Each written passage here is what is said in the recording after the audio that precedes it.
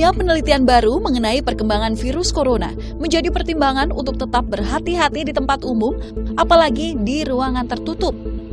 Karena pada 29 Juni 2020 lalu, World Health Organization atau WHO merilis sebuah hasil penelitian baru yang mengatakan bahwa virus corona bisa bertahan lama di tempat tertutup dan berpindah dari satu orang ke orang lain dalam bentuk aerosol. Penelitian ini mematahkan klaim sebelumnya yang mengatakan bahwa virus corona tidak bisa menyebar lewat udara.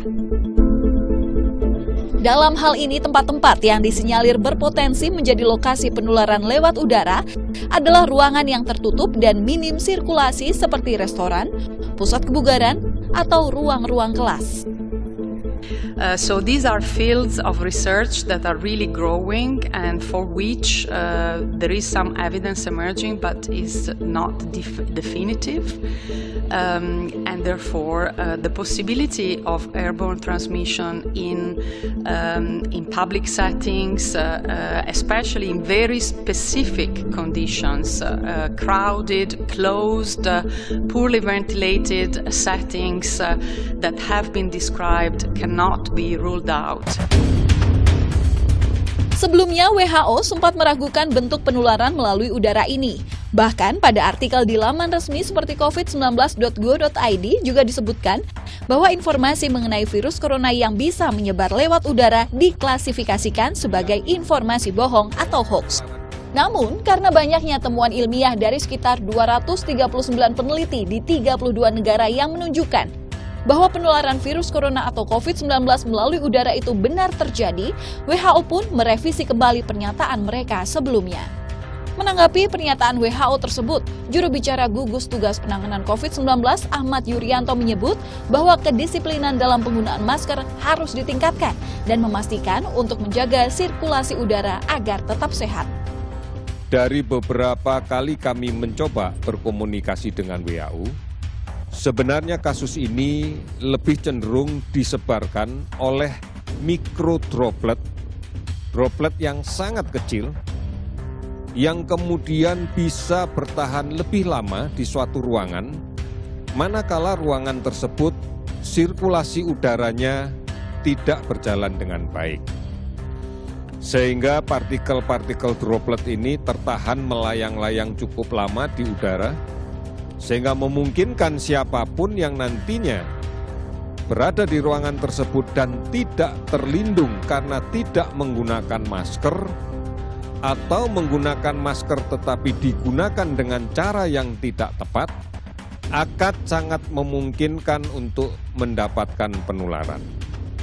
Oleh karena itu sekali lagi kita ingatkan, yang pertama upayakan di semua ruang kerja kita dijamin sirkulasi udaranya berlangsung dengan baik.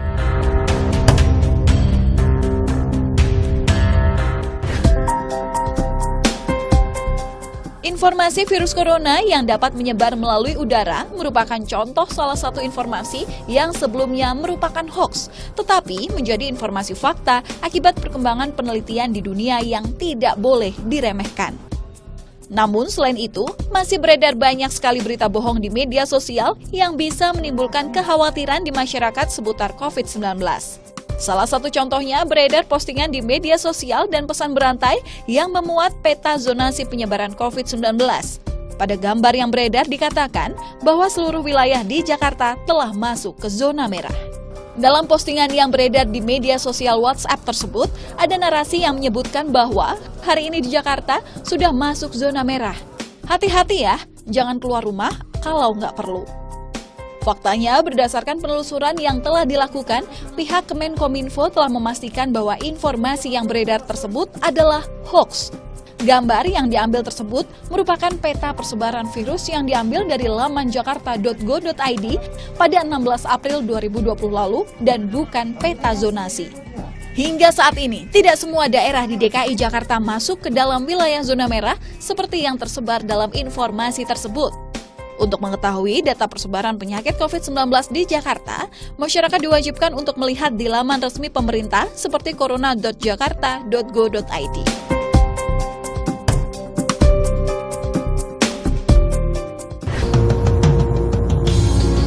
Informasi bohong selanjutnya adalah beredar sebuah video di Facebook disertai informasi berbahasa Inggris yang mengklaim bahwa Organisasi Kesehatan Dunia atau WHO menyatakan jika pasien COVID-19 tidak perlu diisolasi dan dikarantina lagi.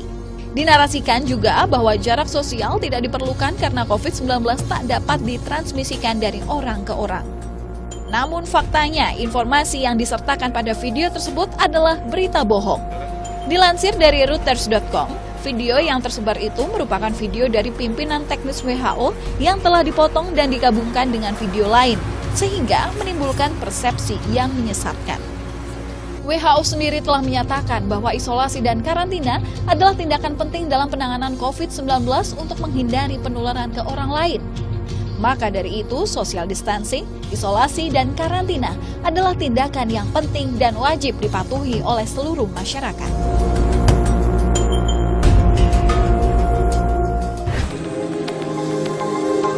Sudah sejak awal Juli 2020 lalu, Pemprov DKI Jakarta kembali menegaskan peraturan untuk melarang kantong plastik belanja kepada toko atau pasar-pasar di seluruh Jakarta dan menganjurkan penggunaan kantong ramah lingkungan sebagai penggantinya.